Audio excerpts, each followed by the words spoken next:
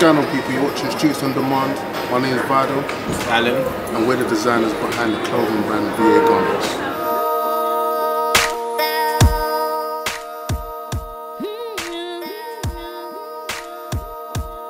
Yeah, when we were young, I was into Adidas Originals, Nike, all like the mainstream brands like Reebok. And as I got older, I started getting into more Versace, Gucci, Ralph Lauren, and that's when my education in fashion started to evolve, and I started to be more fashion conscious about my fashion when I was young.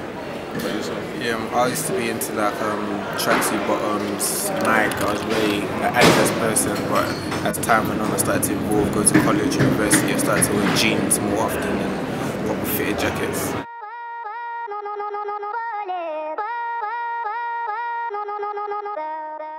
Well, with graphic design, it's more of a case of just designing. I was always studied arts since I was in secondary school, and as time developed, I got into fashion, met up with Vidal, and just started to connect and put two and two together. I mean, Vidal was a very fashionable guy at the time.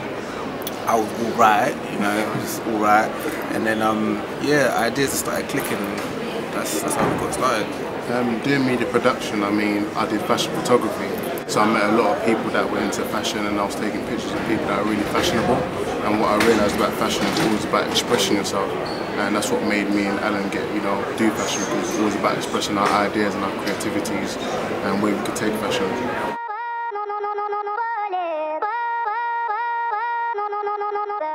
Breaking away from the stereotypical trends is breaking away from the whole sweaters, which are jumpers, t-shirts, just a regular thing that like youths wear.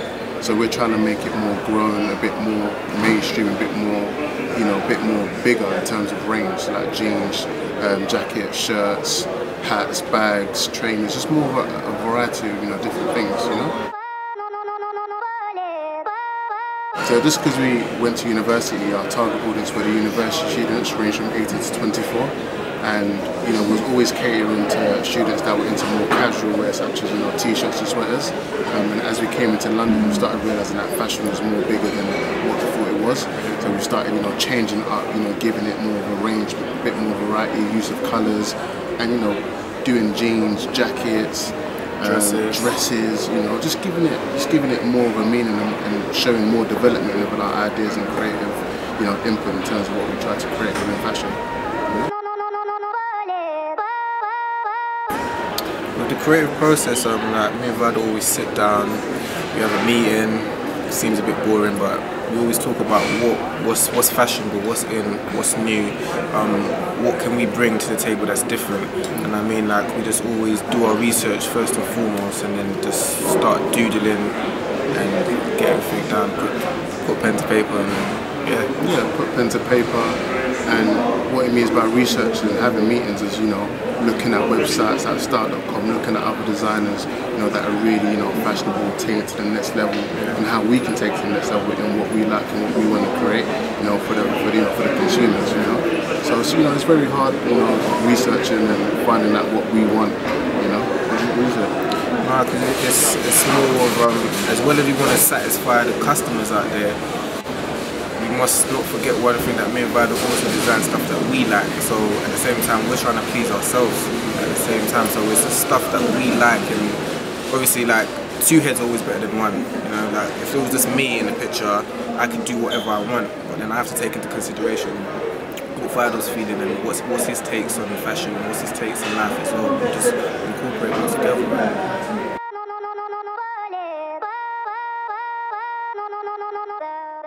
I think people will respond very positively. I mean, what we're always trying to do is try to be different from other people. A lot of brands, a lot of top shop, mainstream brands such as Topshop, Zara, H&M, always they do drop crotch jeans, and I think that's their best sellers in terms of jean wear. So we try to incorporate that into our range, but add a spin to it, like use of colours, use of material like leather and stuff. So that's why people take to it really positively, because the spin that we're trying to put on the drop crotch jeans. So it's really successful.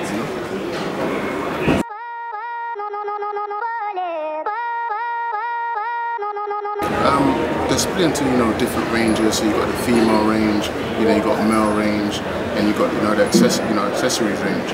And what why they're all kind of similar, because the use of colour, the use of design, and the meanings as well behind it.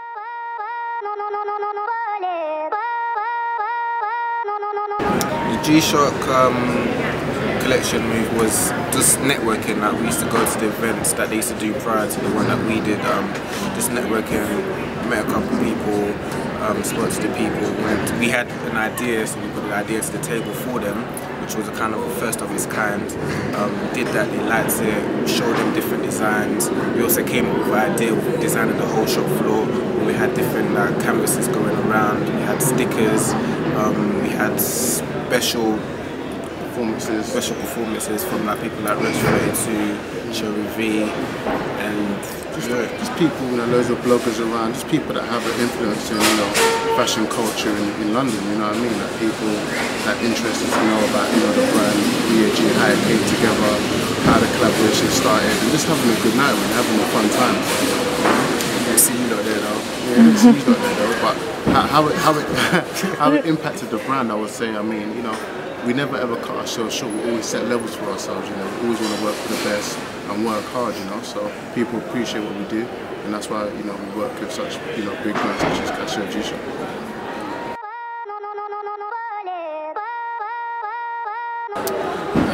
We got Ed Sheeran, Mr. Hudson, which was like a big one for us, but that's more mainstream.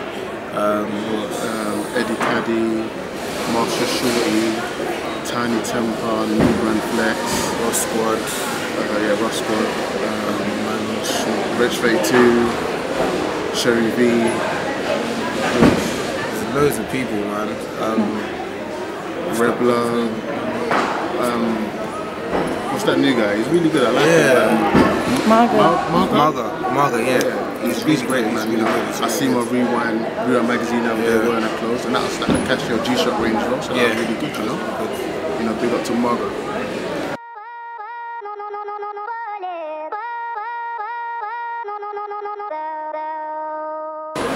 Definitely, always, being, right now, when you're talking about, urban trends, it's not just, black, the black society, it's just there's loads of people that are involved in, the cultural sides of fashion, people that are Eastern European, people that are from, Africa, people from all around the world, and we're trying to grasp everyone's culture and put it and merge it into one, from people's backgrounds, whether they're young, 18, or whether they're 30, just trying to...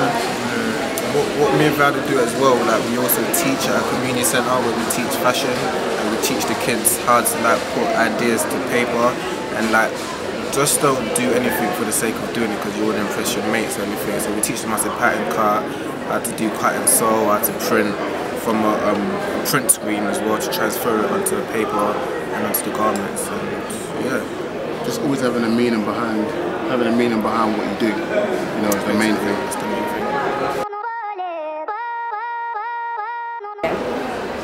There's a lot of things coming up, a lot of collaborations coming up with, big companies. Can't say too much, but just be ready. Got more exquisite designs, the use of materials, and just trying to expand the, brand, make it grow.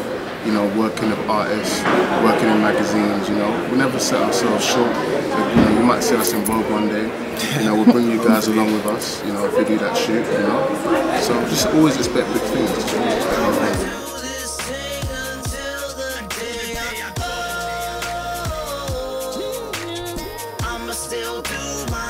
I'ma do